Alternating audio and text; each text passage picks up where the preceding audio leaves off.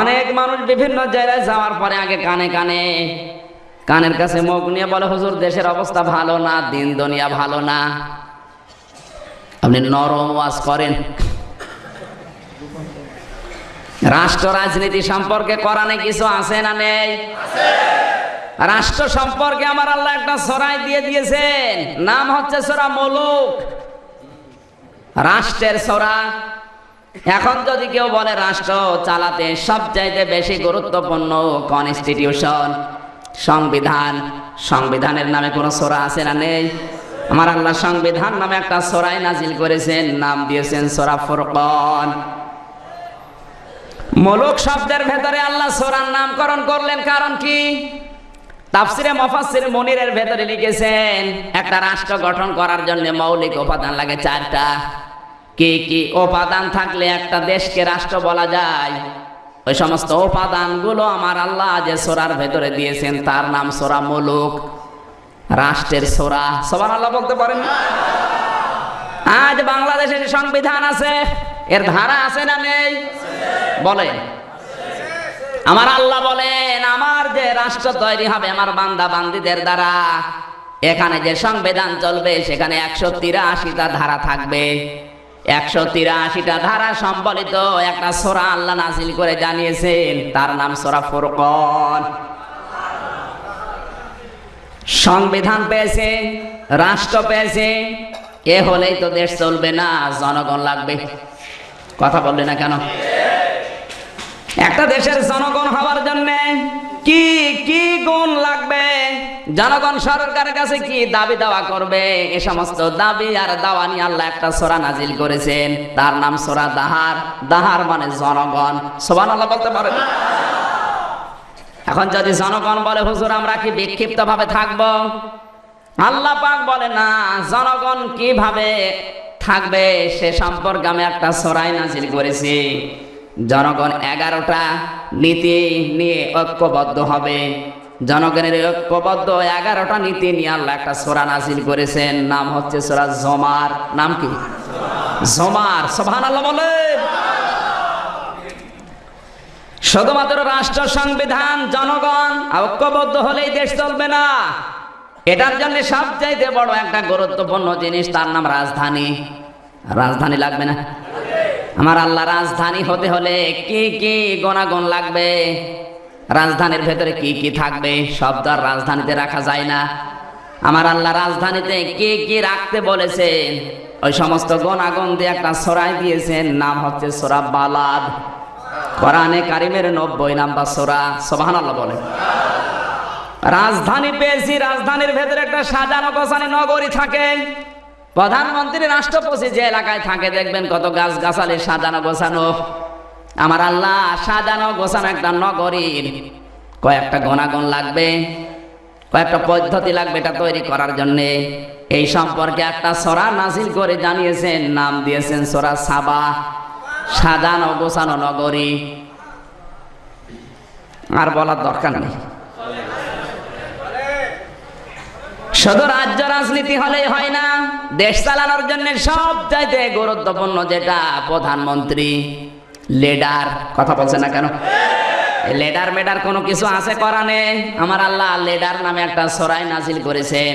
একলা লিডার হওয়ার জন্য কমপক্ষে 8টা গুণ লাগবে। ইউনিয়নের এই নেতা এখান থেকে প্রধানমন্ত্রী পর্যন্ত প্রতিটি নেতার ভেতরে কোরআনে বর্ণিত 8টা গুণ লাগবে।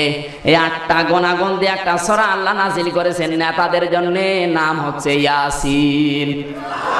ইয়াসিন মানে হে নেতা, হে সাজ্জেদ। ইয়া হরফে নেতা, সিন। সিন শব্দের অর্থ লিখেছে মুফাসসির 5টা। তাফসিরে কাবীর আল্লামা ফখরুদ্দিন রাজি রাহমাতুল্লাহ আলাইহি সিনের ব্যাখ্যায় অর্থ দিয়েছেন 5টা। কয়টা? আরো জোরে। সিন মানে সাজ্জিদুল আলামিন, সিন মানে সাজ্জিদুল বাশার, সিন মানে সাজ্জিদুল মুরসালিন, সিন মানে সাজ্জিদুল আম্বিয়া, সিন মানে সাজ্জিদুল কাওনাইন। আরো আসতে বলেন সুবহানাল্লাহ।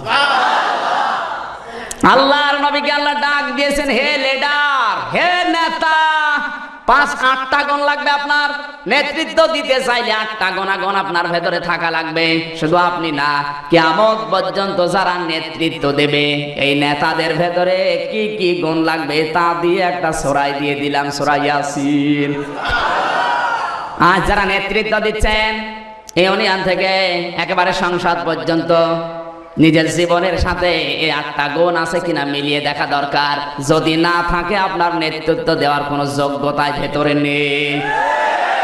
আর যেই যোগ্যতা যার থাকে না, জোর করে যদি ওই দায়িত্ব পালন করে ও সালেম, আরো নিচে নামা লাগবে। বিবেকের কাছে প্রশ্ন করছি, 8টা গুণ দিয়ে আল্লাহ সূরা ইয়াসিন নাজিল করলেন, নিজে পড়ে মিলাবেন, দেখবেন আপনার ভেতরে আছে কিনা। যদি না থাকে আজকেই নেতৃত্ব ছেড়ে দেন। জোর করে যতদিন দায়িত্ব পালন করবেন জালেম হয়ে কিয়ামতে উঠবেন।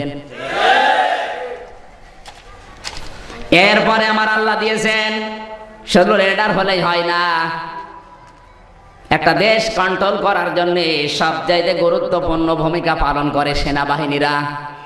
আরো আসতে বলেন। এটা যদি না থাকে সেনা সদস্য থাবা মেরে দেশ কেড়ে নিয়ে যাবে। একটা সেনা সদস্যদের ভেতরে কোরআনে কারিম জানিয়েছে কমপক্ষে 7টা গুণ লাগবে, কোয়ালিটি লাগবে 7টা। আজ পুলিশ যারা আছে বাংলাদেশে, বিডিআর যারা আছে, আর্মি যারা আছে, নৌবাহিনী, বিমান বাহিনী, সেনাবাহিনী সহ যে বাহিনীগুলো আজ বাংলাদেশে তৈরি হয়েছে, সে র্যাব হোক, কোবরা হোক, সীতা হোক আর বাঘ হোক, কথা বলছেন এখন নাম আপনি চাই দেন, এদের ভেতরে কোয়ালিটি গুণ লাগবে 7টা। এখানে অনেক পুলিশ বসে আছে, আপনাদেরকে বলছি এই 7টি গুণ সম্বলিত কোয়ালিটি সম্পন্ন সূরা আমার আল্লাহ একটা নাজিলি করেছেন সেনাদের নামে। যারা সেনা সদস্যে ভর্তি হবেন, সেনাবাহিনীতে যারা চাকরি করবেন, নাম হয়তো আপনাদের আলাদা আলাদা হতে পারে, কিন্তু 7টা গুণ যদি না থাকে কিয়ামতের দিন ওই সেনাবাহিনীকে জবাব দেওয়া লাগবে। 7টা গুণ দিয়েছে সূরাটা আল্লাহ দিয়েছেন, নাম হচ্ছে সূরা আহজাব। নাম কি? আরো জোরে। আমার ভাইরা, সেনাবাহিনী যে কাজগুলো করে, মেজর একদিকে, কর্নেল আর একদিকে, সদস্য আর একদিকে, এভাবে থাকবে? কিভাবে থাকবে? এদের 3টা নীতি সামনে নিয়ে চলতে হবে। আমার আল্লাহ 3টা নীতি দিয়ে সেনাবাহিনীদের সদস্যরা দাঁড়াবে কিভাবে, কাতার দেবে কিভাবে, এদের উদ্দেশ্য কি থাকবে, এই 3টি বিষয় নীতিকে সামনে রেখে একটা সূরা দিয়েছেন, নাম হচ্ছে সূরা সাফফাত। আজ বাংলাদেশে যারা দায়িত্ব পালন করছেন, যদি কোরআনের সাফফাত পড়তেন, সূরা আহজাব পড়তেন, আমার মনে হয় এই দেশে অনেক উন্নয়ন অনেক আগে আমরা পেতাম। সেনা সদস্য যাদের সংঘবদ্ধ হওয়া লাগবে, সংঘবদ্ধর নাম নিয়ে আল্লাহ সাফফাত দিয়েছেন, 3টা গুণাগুণ তাদের ভেতরে পাওয়া যাবে। শুধু এই না, এই সেনাবাহিনী বিভিন্ন জায়গা থেকে এক জায়গায় করলে যে বাহিনী হয় তার নাম যৌথ বাহিনী। আর আসতে বলেন, যৌথ বাহিনী আছে না নেই? যৌথ বাহিনী হলেই হবে না, যৌথ বাহিনীর কাজ হবে কমপক্ষে 9টা। আজ বাংলাদেশে যে যৌথ বাহিনী আছে এদের কাজ হবে 9টা। এই 9টা কাজ দিয়ে আমার আল্লাহ একটা সূরা নাজিল করেছেন, নাম হচ্ছে সূরা যুখরুফ। আরো আসতে বলেন। যুখরুফ মানে যৌথ বাহিনী। আপনাদের কাজ হবে 9টা কাজ সামনে নিয়ে জীবন চালাবেন। যৌথ বাহিনী হলেই হবে না, মাঝে মাঝে এরা যৌথ অভিযান পরিচালনা করে। যৌথ অভিযান পরিচালনা করার জন্য কমপক্ষে 5টা নীতি লাগবে। কয়টা? না বিরোধী যারা আছে তাদের ধরবে, গুলি করবে। আমার আল্লাহ বলেন যৌথ অভিযান চালাবে, এই জন্য দেশের ভেতরে চোর, ডাকাত, খনি, চাঁদাবাজ, মাস্তান, চরিত্রহীন যারা আছে, লম্পট, এদেরকে ধরে ধরে শাস্তি দেবে। অন্য অপরাধী যারা আছে তারা যেন শাস্তি দেখে থেমে যায়। যৌথ অভিযান পরিচালনা করার জন্য সামনে 5টা নীতি রাখা লাগবে। এই 5টা নীতি দিয়ে আল্লাহ একটা সূরা দিয়েছে, নাম হচ্ছে সূরা আদিয়াত। আমি কি গল্প করছি? শিরোনাম বলছি সূরার, আপনি যা যা নিষেধ করেন সব এর ভেতরে আছে। যৌথ অভিযান হলেই হবে না, দেশ যদি চালাতে হয় সব চাইতে গুরুত্বপূর্ণ আর একটা পয়েন্ট, মন্ত্রী লাগবে, উপমন্ত্রী লাগবে। কথা বললেন না কেন? মন্ত্রী হওয়ার জন্য আমার আল্লাহ কমপক্ষে 4টা গুণ দিয়েছেন। এই 4টা গুণ নেতাদের ভেতরে সবচাইতে বেশি যাদের ভেতরে পাওয়া যাবে, যে সমস্ত এমপির ভেতরে 4টা গুণ পাওয়া যাবে, তারা হবে দেশের মন্ত্রী, উপমন্ত্রী। মন্ত্রী নাম দিয়ে যে সূরাটা আল্লাহ 4টি গুণ দিয়ে নাযিল করেছেন, নাম হচ্ছে সূরা শূরা। শূরা মানে মন্ত্রী পরিষদ। সুবহানাল্লাহ বলতে পারেন? শুধু মন্ত্রী উপমন্ত্রী হলে হবে না। অনেক মানুষ আজ বিভ্রান্তিতে আছে। বাংলাদেশে যেটা সমস্যা হয়ে দাঁড়িয়েছে জোট। কথা বললে না কেন? জোট আর সমস্যা না? জোট করা যাবে না, যাবে না, এই নিয়ে আল্লাহ একটা সূরা দিয়েছেন। কার সাথে জোট করবেন, কয়টা গুণ থাকলে তাদের সাথে জোট করা যায়, কোন উদ্দেশ্য সামনে নিয়ে জোট করা যায়, 22টা পয়েন্ট সামনে নিয়ে জোট করতে হবে। আমার আল্লাহ জোট নামে একটা সূরা দিয়েছেন, নাম হচ্ছে সূরা জমার। ওদের 22টা পয়েন্ট আছে, এগুলো যদি সামনে থাকে জোট করা যায়। আর যারা জোট করছেন 4 দল, 14 দল, 20 দল, 42 দল, 18 দল, যত দল আপনি এক জায়গায় করেন, অসুবিধা নেই। এদেশে তো এমনও জোটের ভেতরে দল আছে যে দলে শুধু সভাপতি আর সেক্রেটারি, কোনো লোক নেই, একটা লোকও নেই, শুধু সভাপতি আর সেক্রেটারি। আর একটা কেন্দ্রীয় অফিস বানিয়ে রেখেছে ঢাকা অ্যাভিনিউ। একটা লোক নেই, সমর্থন নেই, জন নেই, কুকুরেও চেনে না। কথা বলছেন না কেন? এরকম দল আছে না নেই? এখন জোট করবেন কাদের সাথে? ওই রকম নিয়ম নীতি 22টা এরকম। এখন এক এক বছরে দাওয়াত দেবেন, এক একটা সূরার উপরে আলোচনা হবে। জোট করলেই হবে না। এই জোট করে বসে থাকবে মানুষ তা না। আমার আল্লাহ বলেন জোট কি করবে? এরা নিজের দাবি দেওয়া, নিজের কাজগুলো আদায় করার জন্য সমাবেশ করা লাগবে। একটা সমাবেশের ভেতরে কয়টা গুণ থাকলে ওই সমাবেশ করতে অনুমতি দেবে সরকার, সেই সমাবেশ সম্পর্কে আল্লাহ একটা সূরা দিয়েছেন, নাম হচ্ছে সূরা জুমা। আমরা মনে করি জমা মানে জুমার নামাজ। 7 দিন পর পরে সমাবেশ করা হয়, এমনিতেই না। ইমাম সাহেব 7 দিনের কর্মসূচি ঘোষণা করবে। এই 7টা দিন মানুষ কি কি ভাবে কাটাবে, পরিবার, সমাজ, রাষ্ট্রের জন্য তাদের দায়িত্ব কি, এই সমাবেশে জমার নামাজে ইমাম সাহেব জানাবে। এর নাম সূরা জমা। জমা মানে কি? সমাবেশ। জোরে বলেন। অনেকে বলে যে সমাবেশ আছে, মহাসমাবেশে করা লাগে আমাদের। আজ মহাসমাবেশ করার জন্য সবচাইতে গুরুত্বপূর্ণ জায়গা ঢাকার পল্টন। এই কথা বলে না কেন? মহাসমাবেশ কোন জায়গায় করবেন? গোপালগঞ্জে করবেন না, ফরিদপুরে করবেন না, ঢাকার পল্টনে আমার আল্লাহ তাও জানিয়েছেন। ঢাকার পল্টন ময়দানে কয়টা উদ্দেশ্য নীতি সামনে নিয়ে মহাসমাবেশ করা যায় সে সম্পর্কে একটা সূরা দিয়েছেন, নাম হচ্ছে সূরা হাসর। মহাসমাবেশ, মহাসমাবেশ করার জন্য কয়েকটা গুণ লাগবে, কয়েকটা নীতি লাগবে। ওগুলো যদি থাকে তাদের অনুমতি দেওয়া বাধ্যতামূলক, রাষ্ট্রের জন্য দেওয়াই লাগবে। ওই যে নীতিগুলো আল্লাহ মহাসমাবেশ করার জন্য লাগবে, ওই নীতিগুলো নিজে তৈরি করে দিয়েছেন বান্দাদের জন্য, নাম হচ্ছে সূরা মহাসমাবেশ হাসর।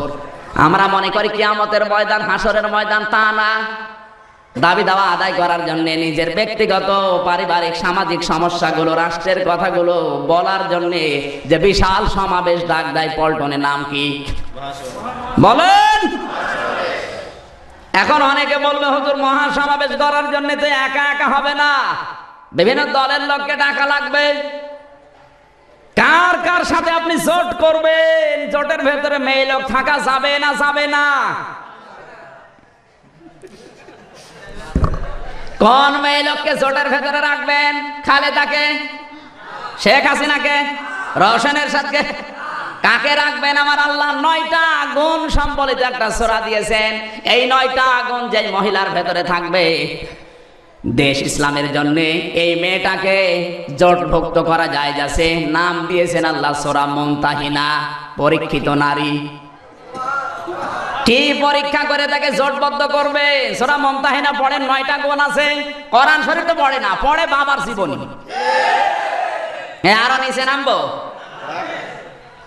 জোটবদ্ধ হলেই হবে না, নির্বাচন দেওয়া লাগবে। নির্বাচন নামে সূরা আছে না নেই? বলেন। আমার আল্লাহ নির্বাচন দেওয়ার জন্য কি কি গুণ থাকা লাগবে নির্বাচন কমিশনের ভেতরে, এরকম প্রায় 27টা গুণাবলী দিয়ে একটা সূরা দিয়েছেন, নাম হচ্ছে সূরা শুআরা। আরো আসতে বলেন। নির্বাচন দিলেই হবে না, একদল জিতবে একদল হারবে। হারা যারা পার্টি এরা কি করবে, জিতেছে যারা এরা কি করবে? দুই পার্টি শুধু মারামারি করবে। হারা পার্টি জেতা পার্টির কাজ কি? এই সম্পর্কে আমার আল্লাহ কমপক্ষে 6টা গুণ দিয়েছেন। যারা হেরে যাবে এদের ভেতরে 6টা গুণ লাগবে, আর যারা জিতবে এরা 4টি কাজ পালন করবে। এই 4 আর 6টা গুণাগুণ দিয়ে যে সূরা দিয়েছেন নাম হচ্ছে হার জিতের সূরা তাগাবুন। আর আসতে বলেন। এই কষ্ট হচ্ছে আপনাদের? কোন পড়না কেন শিরোনাম বলছি। এরপরে যদি কেউ বলে হুজুর আলোচনা সমালোচনা লাগে, কারণ দেশের সার্বভৌমত্ব রক্ষা করার জন্য ফেলানিকে ওরা তার কাটার সাথে ঝুলিয়ে রাখবে, আর বিজিবির মানুষ দ্বারা দায়িত্ব পালন করছে ওরা মুখ বন্ধ করে থাকবে তা না। আমার আল্লাহ পাক বলেন কোন ক্ষতি যদি দেশের হয় টেবিল নিয়ে বসবে, দুই দেশের মানুষ এক জায়গায় বসে কয়টা বিষয় নিয়ে আলোচনা হতে পারে। এই গোল টেবিল বৈঠকে কি কি আলোচনা হবে, এরকম 7টা নীতি আলোচনা করা যায়। আমার আল্লাহ আলোচনা গোল টেবিল নামে একটা সূরা দিয়েছেন, নাম হচ্ছে মুজাদালা, আলাপ আলোচনা। শুধু গোল টেবিল বৈঠক করলে ফেলানির বিচার হবে না। এখন কি করবে? এই জায়গায় যাওয়ার পরে নত জানু হয়ে জি স্যার করা যাবে না। নিজের দেশ কন্ট্রোল করার জন্য মাথা উঁচু করে থাকা লাগবে, নত জানু স্বীকার করা যাবে না।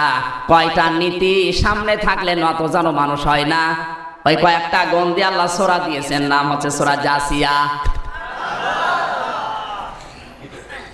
এখন আপনি দেশকে রক্ষা করার জন্য প্রধানমন্ত্রী একা সব জায়গায় যেতে পারবে না। এ সমস্ত জায়গাকে কন্ট্রোল করার জন্য প্রতিনিধি দল লাগবে। প্রতিনিধি দলের ভেতরে কারা কারা থাকবে, হিন্দু খ্রিস্টান বৌদ্ধ মুসলমান কারা কারা থাকবে, এ সমস্ত গুণ দিয়ে আল্লাহ একটা সূরা দিয়েছেন প্রতিনিধি দল, নাম হচ্ছে মুরসালাত। মুরসালাত মানে কি? প্রতিনিধি দল। এদের ভেতরে কি কি বিষয় নিয়ে প্রতিনিধিরা আলোচনা করবে? গোপালগঞ্জের একটা ফ্যাক্টরিতে আগুন লেগে গেছে, এখানে একটা প্রতিনিধি দল পাঠাতে হবে। এদের ভেতরে কি গুণ লাগবে, ওই গুণগুলো আল্লাহ সূরা মুরসালাতের ভেতরে দিয়েছেন। আজ যদি কোরআন পড়তাম, কোরআন বুঝতাম, এই দেশ আমার মনে হয় জান্নাত হয়ে যেত। কথা বলেন। এতক্ষণ তো বললাম সূরার শিরোনাম, এবার কি সূরা শুরু করব? হ্যাঁ, আপনি যা যা নিষেধ করেন সবই আছে। যত গভীরে যাবেন তত নতুন নতুন তথ্য বের হবে। সূরা ফিল পড়লাম, অনেকের ধারণা ফিলের ভেতরে কিছু নেই, শুধু আলাম তারা কাইবা ফালা, রবজেলকে মাইরে ফেলা। কি আছে এবার তাকান। বিশ্বনবী মুহাম্মদুর রাসূলুল্লাহ সাল্লাল্লাহু আলাইহি সাল্লামে পৃথিবীতে আসার 50 দিন আগে আল্লাহ এই ঘটনা ঘটিয়েছেন। কোন আয়াত থেকে আলোচনা শোনার জন্য পদ্ধতি তাফসিরে মাযহারি আল্লামা সানাউল্লাহ পানিপতি রহমাতুল্লাহ আলাইহি লিখেছেন, কোন আয়াত থেকে কেউ যদি জনগণকে শোনাতে যায় কমপক্ষে 5টা জিনিস বলা লাগবে। 1 নম্বরে শুদ্ধ তেলাওয়াত, 2 নম্বরে অর্থ, 3 নম্বরে শানে নজুল, 4 নম্বরে ব্যাখ্যা, 5 নম্বর ওই আয়াতের বাস্তব যে শিক্ষা জনগণকে বলা লাগবে। আজ বাংলাদেশে ওয়াজ মাহফিলে, তাফসির মাহফিলে, খানকা শরীফে, তাবলীগের মেহনতে বিভিন্ন জায়গায় আমি গেছি, দেখেছি কোরআন শরীফ পড়ে, কোরআনের অর্থ হয়, কোরআনের শানে নজুলও বলে, ব্যাখ্যাও বলা হয়, কিন্তু বাস্তবে যে শিক্ষা ওই আয়াতের ওইটাই দেশে নেই। বেশি বললাম? আজকে উপরে 4টা যদি নাও হয় শিক্ষা লাগবে, আর শিক্ষা নিয়ে বাড়ি যাওয়া লাগবে সূরা ফিলে। কারা কারা রাজি আছেন দেখি? লিল্লাহি তাকবীর। দেখেন তো হাত তোলেনি কে? এই হাত নামা। তেলাওয়াত আমরা করেছি, অর্থ হচ্ছে আলাম তারা কাইফা ফাআলা রাব্বুকা বিআসহাবিল ফিল। হে নবী আপনি কি দেখেননি? এখানে আলাম তারা মানে আলাম তাআলাম। হে নবী আপনি জানেন? নবীজিকে আল্লাহ তারা দিলেন কেন? তারা মানে চোখ দিয়ে দেখা। নবীজি দুনিয়ায় আসার 50 দিন আগে ঘটনা ঘটে গেছে। নবী কি ওই সময় দুনিয়ায় ছিলেন? আল্লাহ পাক কেন তারা শব্দ দিলেন? তারা মানে তো চোখ দিয়ে দেখা, যারা গ্রামার বোঝে জিজ্ঞাসা করেন। নাজারা মানে তাকানো, নাজারা মানে গবেষণার দৃষ্টিতে তাকানো, আর তারা মানে এই চোখ দিয়ে দেখা। র মানে কি? দেখায়, চোখ দিয়ে দেখা। নবী তো দুনিয়ায় আসার 50 দিন আগে ঘটনা ঘটে গেছে, নবী কি দেখেছে? তাহলে আল্লাহ একবার তারা দিলেন, এই আয়াত ভুল। না মানে এদিকে আসে, না মানে আয়াত ভুল। সঠিক এবার বলছি কেন? মুফাসসিরিন ইকরাম কয়েকটা কওল দিয়েছেন।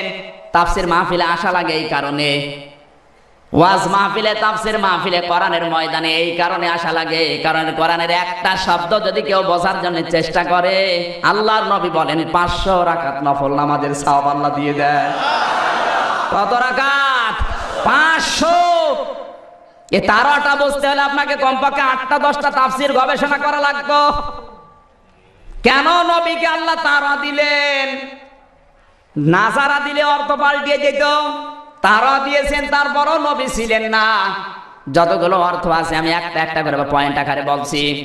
1 নম্বরে তারা দেওয়ার কারণ, বিশ্ব নবী মুহাম্মদুর রাসূলুল্লাহকে আল্লাহ জানাতে চেয়েছেন, হে নবী, চোখ দিয়ে দেখলে যেমন বিশ্বাস করতেন, আমার ওহির কথা চোখের চাইতেও বেশি বিশ্বাস করা লাগবে।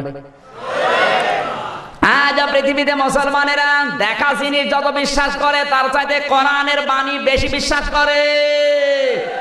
এই কথা বললেন না কেন? এই অভ্যাস আমাদের আছে না নেই? আছে। কোরআনের গলিয়ে খাওয়াচ্ছে, তাও বিশ্বাস করতে চাই না। দেখা জিনিস বিশ্বাস। বিশ্ব নবীর ঈমান ছিল ওই পর্যায়ে, এই জন্য আল্লাহ আলাম তারা দিয়েছেন। আর আপনি দেখেননি, তার মানে আপনি দেখেছেন। দেখলে যেমন বিশ্বাস করতেন, ওহী দিয়ে জানাচ্ছি এটা কিন্তু ওইরকম সত্য।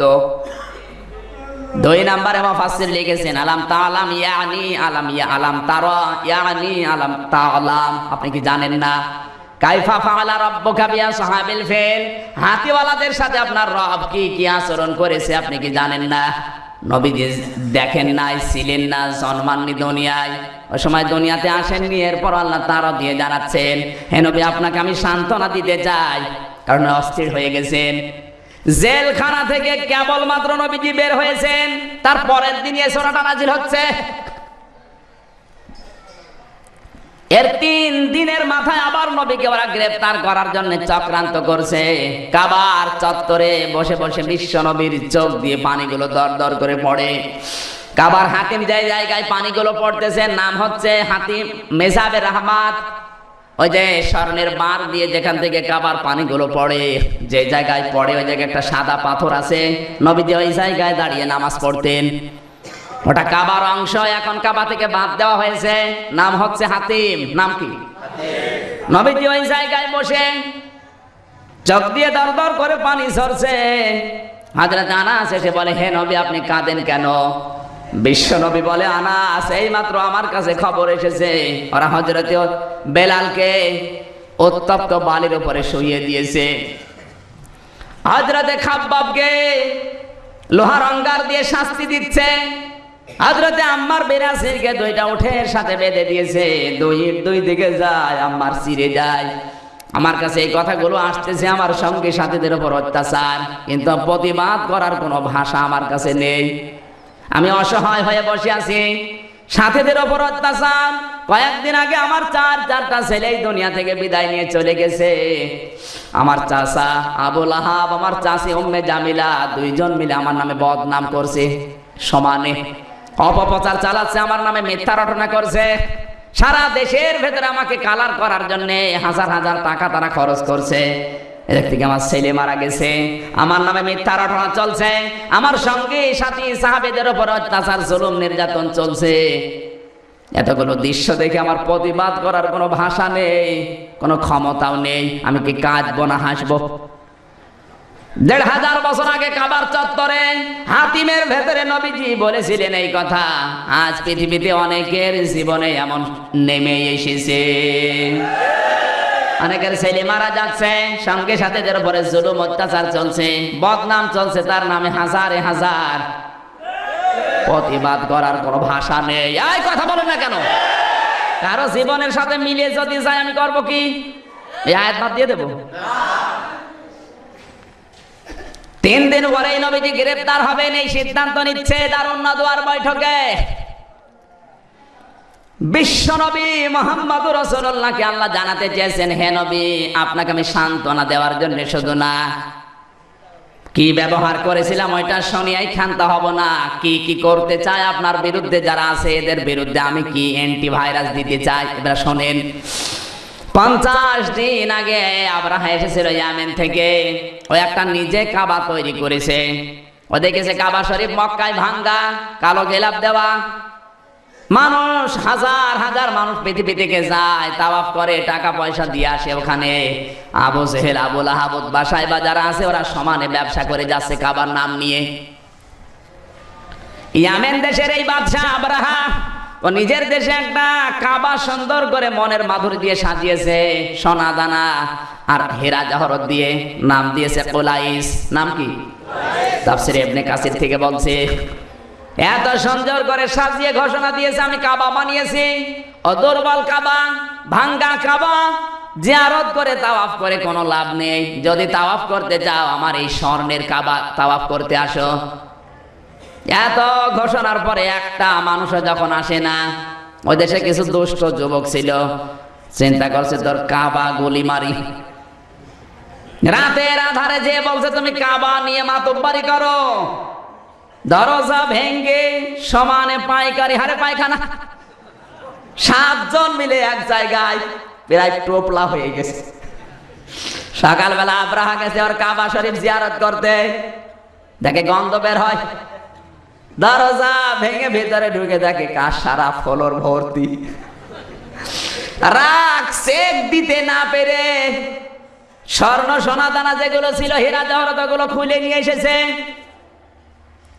বিভিন্ন তেল দিয়ে কাঠখড়ি দিয়ে আগুন লাগিয়েছে, নিজের কাবা নিজে পুড়িয়ে দিয়েছে। নিজের কাবা, আরো জোরে, নিজের কাবা নিজে পুড়িয়েছে। আজ পৃথিবীতে অনেকের ঘরে আগুন লাগিয়ে দেয়, নিজের ঘরে নিজে আগুন লাগায়, নিজের ব্যবসা প্রতিষ্ঠান নিজে পুড়িয়ে একটা ভালো মানুষের উপরে দোষটা চাপিয়ে এই সিদ্ধান্ত নিয়ে যারা দুনিয়ায় চলছে এরা আব্রাহার ভাইরা ভাই। এদেশে আছে না নেই?